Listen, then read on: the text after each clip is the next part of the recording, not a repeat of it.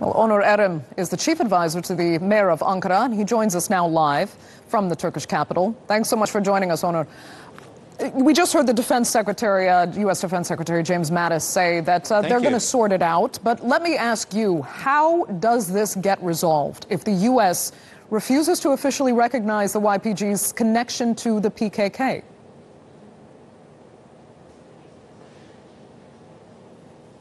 Well, so far what we have seen is the U.S. seems to, on different occasions from different mouths, neither denying nor accepting the connection of YPG-PYD to PKK. But Turkey knows the situation very well, and it has been saying so since the beginning that PYD-YPG is an arm, the Syrian arm of PKK, who is a terrorist organization accepted by EU, the US, and the rest of the world. And it will not back down from that stand because it is what it is, and that is the fact. So, well, then again, how does it get resolved? Where do the US and Turkey find common ground on this very important issue? I don't think this will come to a resolution. It will not come to a common ground until and unless the U.S. Separates the terrorist organizations, whatever use they have for them, from what it has with Turkey, and hopefully actually dissolves its entire relationship with YPG-PYD. From what's going on right now, there seems to be two possible solutions. The U.S. de-announces all of its ties and all of its talks with YPG, or at least separates the action area of their use for the U.S. and Turkey's area where it needs to do what it needs to do. So I don't think there is going to be any kind of a common ground ever possible where the U.S. forces are going to be able to do whatever they want to do with the Turkish military and with the YPG-PYD at the same time, or at least on the same ground.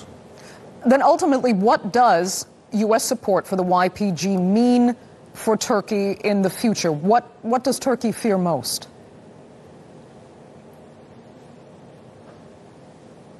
Well, for whatever reason, and this has started with the Obama administration, obviously, the U.S. military forces, at least, if not the U.S. government, the administration as well, has this belief that the best way, or maybe the only way, for them to sustain peace in Syria is through the use of YPG-PYD.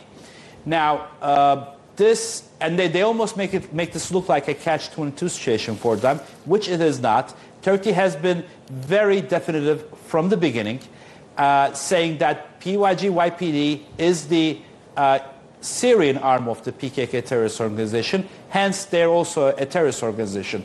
And Turkey, over the years, especially in the last 15 years, has always condemned all of the terrorist organizations, whether it was for their good or not. But they said, if there's a terrorist organization, we don't talk about it. We're not going to do anything with them. And certainly, YPG-PYD is not an exception.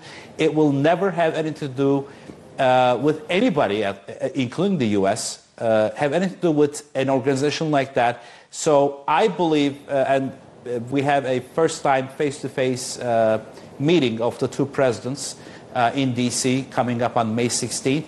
I do believe, I'm one of those firm believers that after that, things will start to change with this situation. Because if it doesn't, I don't see any common ground where there will be an action in the region that includes the U.S., Turkey, and YPG-PYD. Okay. Onur Erimin joining us there live from Ankara. Thank you so much for your insight. Well, intense fighting continues in the northwestern Iraqi city of Mosul as security forces try to push Daesh out of the